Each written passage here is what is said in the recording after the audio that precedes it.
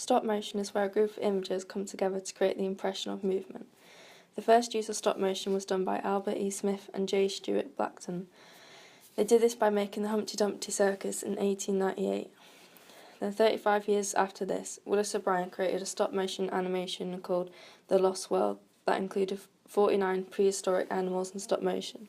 This was a huge change in stop-motion history. Stop motion uses a variety of techniques such as persistence of vision, stop frames, frame rates, and movement of models. These were developed by Joseph Plateau, George Pal, Willis O'Brien, and Lotte Renger. The brothers Quay and Mikey Please. Stop motion created the idea of an optical illusion whereby multiple images come together to trick the mind into believing that it's just one image. Joseph Plateau was the first person to show the illusion of a moving image. For him to do this, he used counter-rotating discs with repeating drawn images in small increases of motion on one and regular space slits in the other. He called this device, which was created in 1832, the phoneticoscope. The phoneticoscope used the persistence of vision to create an illusion of motion.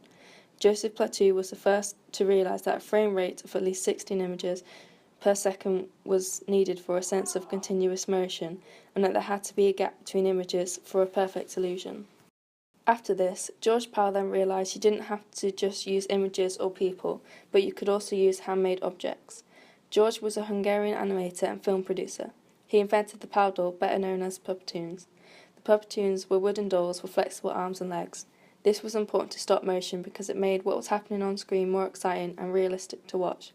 It also showed that stop motion could be done using objects as well as images. In the 1940s, Pal made a series called Puppetoons, which was an animation using wooden puppets in a stop-motion animation technique. This showed the movement of the model puppets, creating the effect of movement. Willis O'Brien was a stop-motion animator and special effects worker on stop motion who developed this technique further. He worked on the films The Lost World and King Kong, which were the most popular productions of which he helped produce. King Kong was also one of the biggest stop-motion pictures in the industry. It took the techniques of stop motion to a different level in that time. With their use of the creatures and the way they made King Kong move was something that hadn't been seen before. Although the movement of the gorilla is a bit jumpy, it is still a very good piece of stop motion. From looking at these two examples of stop motion, we can see how different these are. From image to now movement of handmade models. When he first started out making short films, O'Brien created his own characters out of clay, but as he progressed, he began to hire people to help create more complex and detailed characters and models from his own designs. This was done with rubber skin built up over metal armatures.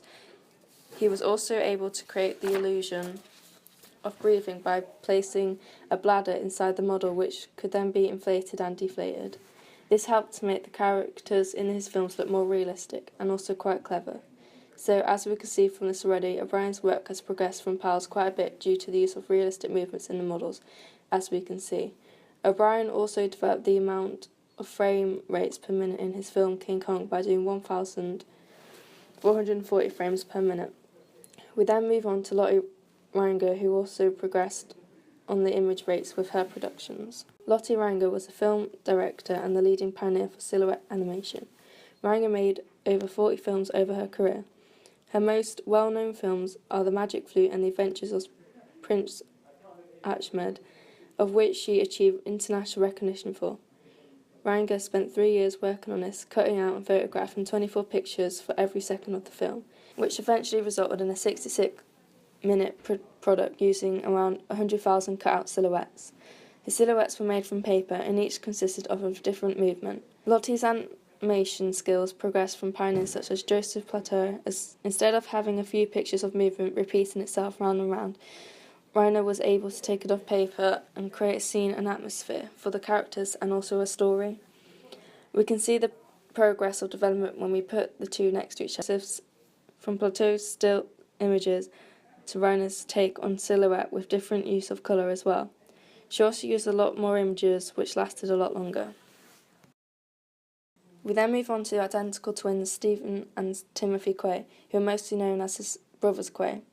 The brothers studied at the Royal College of Art, London, after studying illustration and film at the Philadelphia College of Art. It was in England where they made their first short films. These brothers progressed stop-motion puppet animation by experimenting with what they could do with it for over 30 years.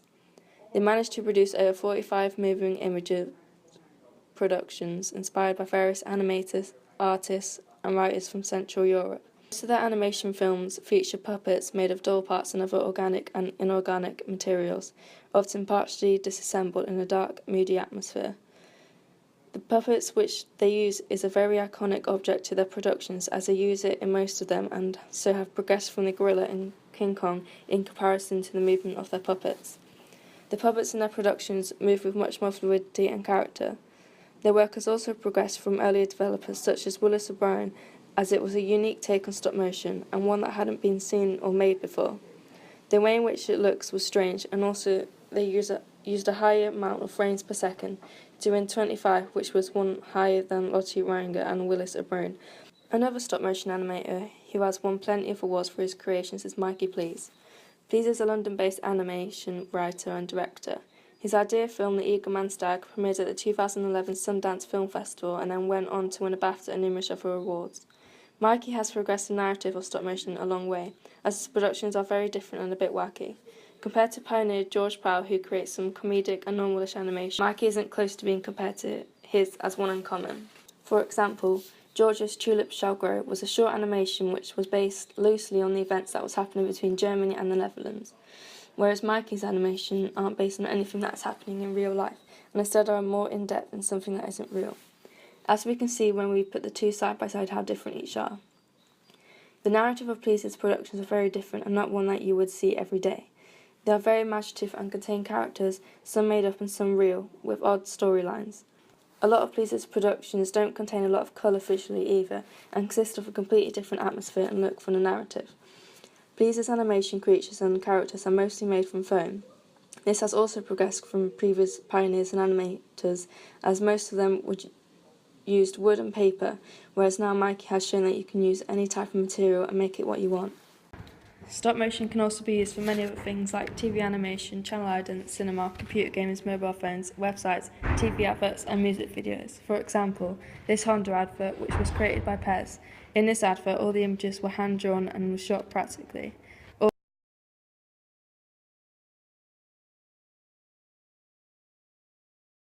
Also, this John Lewis advert was the most expensive advert as they used stop motion, meaning it needs major production. Making stop motion adverts takes a lot of time and effort, meaning a big budget is needed. I'm getting tired and I need someone to rely on. I came across a fallen tree. I felt the branches of it looking at me. Another example would be the music video Ready, Able by Grizzly Bear. They used the material Play-Doh to morph into different shapes and colours. This gives animators a chance for their work to be previewed by people all over the world and also helps to get their production noticed. The Channel 4 idents became very famous and popular due to the use of stop motion involved.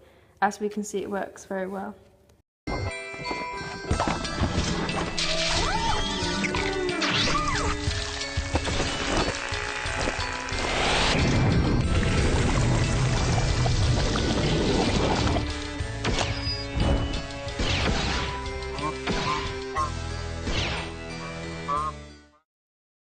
So, as we can see, stop motion has progressed massively over time, from one of the first being Joseph Plateau's Phenakistoscope to Michael Please's foam animation characters living in a whole different setting and atmosphere.